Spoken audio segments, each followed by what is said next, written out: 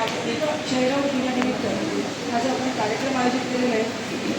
त्यासाठी उपस्थित असलेले मला थोडी घाई होते की सर्व सन्माननीय व्यासपीठ, माझ्या समोर असलेले सर्व सन्माननीय डॉक्टर्स, नर्स, आशा वर्कर्स, ही सर्वप्रथम तर आपल्या या कार्यासाठी तुम्हाला मनपूर्वक शुभेच्छा देते. आपण ऐकले तिथे त्या ठिकाणी शुभेच्छा दिल्या आहेत. अतिशय आपलं काम खूप छान आहे आणि सरांनी सांगितलं याच्यामध्ये ट्रीटमेंटसाठी तुम्हाला पहिला नंबर आलेला आहे. त्यासाठी सुद्धा खूप खूप शुभेच्छा. कोणा एकाचं काम नसते आणि चांगलं झालं त्यामुळेच हा पुरस्कार तुम्हाला मिळालेला आहे.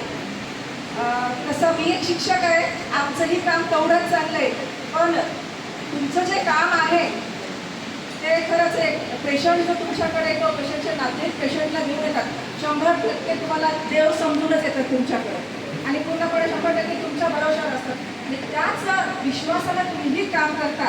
जरांचा आता सर्व डॉक्टर साहेबांचा सन्मान झाला, जरांचं तर नावच मृत्युंजय, नावातच सर्व काही आहे.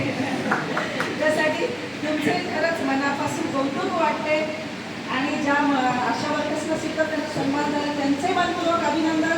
असं नाही की बाकीच्यांनी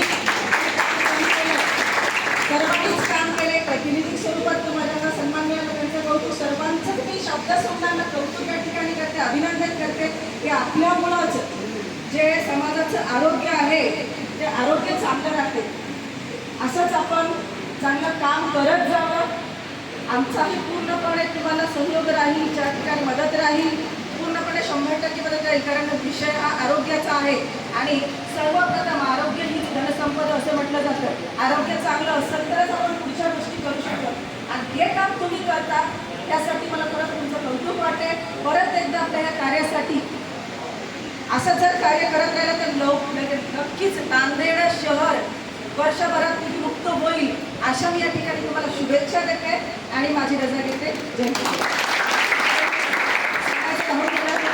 ह्या क्षेत्रातही आरोग्याच्या क्षेत्रातही गाणे तयार करणे, मला वाटतं एक कविता आली म्हणून तुम्ही कविता सादर केली, खूप छान कविता सादर केलेली आहे आणि पेशंटला वाघाप्रमाणे राहावं हे तर खूप छान वाटलं मला. नक्कीच तुमचे पेशंट वाघाप्रमाणे राहतील आणि तुमचं सुद्धा काम वाघासारखंच आहे. त्यासाठी सुद्धा तुमचं अभिनंदन.